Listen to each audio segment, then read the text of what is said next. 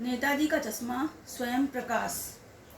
नेताजी का चश्मा कहानी में लेखक स्वयं प्रकाश जी एक सामान्य नागरिक कैप्टन चश्मेवाले के माध्यम से देश के करोड़ों नागरिकों के योगदान की चर्चा कर रहे हैं, जो अपनी अपनी तरह से देश के निर्माण में सहयोग देते हैं तथा अपनी देशभक्ति का परिचय देते हैं। इस कहानी के माध्यम से लेखक हमें उत्साहित कर रहे हैं कि हम सबको अपने देश भक्तों एवं स्वतंत्रता सेनानियों को हमेशा याद रखना चाहिए, उनके द्वारा दी गई कुर्बानियों को नहीं भूलना चाहिए और बच्चों को उनके बारे में बताना चाहिए कि किस प्रकार उन्होंने अपनी कुर्बानी देकर देश को आज़ाद करवाया था।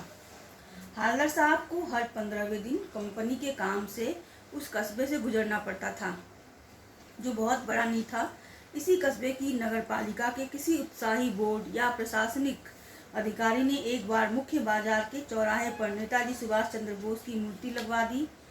मूर्ति संगमरमर की थी, जिसे कस्बे के इकलौते ड्राइंग मास्टर ने बनाई थी। मूर्ति फौजी वर्दी में सुंदर भी थी। केवल एक बात की कमी थी कि संगमरमर की नेताजी की मूर्ति की आंखों पर चश्मा संगमरमर का नहीं था, बल्कि सचमुच के चश्मे का चौड़ा काला फ्रेम था। हालदार साहब जब दूसरी बार उस कस्बे से गुजरे तो उन्होंने देखा कि मूर्ति का चश्मा बदला हुआ है। पहले मोटे फ्रेम वाला चौकोर चश्मा था, पर अब तार के फ्रेम वाला गोल चश्मा है। तीसरी बार फिर नया चश्मा था। हालदार साहब हर बार कस्बे से गुजरते समय चौराहे पर रुकते, पान खाते और मूर्ति को ध्यान से देखते थे। एक बार उन्होंने पान वाले से पूछ ही लिया कि नेताजी का चश्मा हर बार बदल क्यों जाता है। पान वाले ने हंसकर उत्तर दिया कि यह काम कैप्टन चश्मे वाला करता है।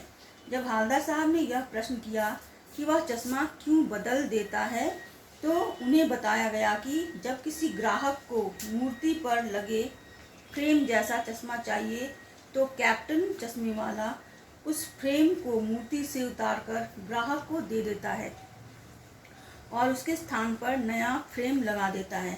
साहब ने जब यह पूछा कि मूर्ति का ओरिजिनल चश्मा कहाँ गया, तो पान वाला बोला, मास्टर बनाना भूल गया। हालदार साहब ने सोचा शायद मास्टर से संगमरमर का पारदर्शी चश्मा न बन पाया हो या बनाते समय वह टूट गया हो। हालदार साहब को लगा कैप्टन चश्मे वाला नेताजी का साथी होगा या आज़ाद हिंद फौज का सिपाही।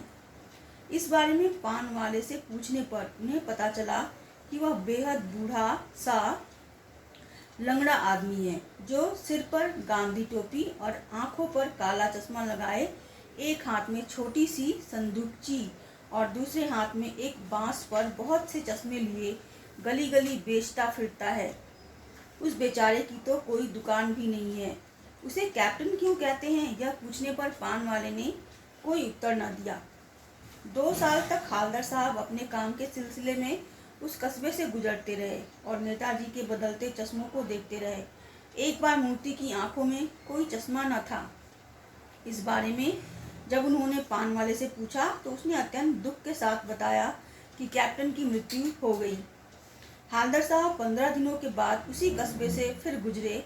उन्होंने ड्राइवर से कहा कि आज चौराहे पर नहीं रुकना, पर आदत से मजबूर उनकी आंखें मूर्ति की तरफ उठ गईं, तो वे जोर से चीखे, रोको। जीप के रुकने के बाद वे मूर्ति की तरफ लपके। आज मूर्ति की आंखों पर सरकंडे से बना हुआ छोटा सा चश्मा रखा हुआ था, जैसा बच्चे बना लेते हैं। इतनी सी बात पर उनकी आंखें भर आईं।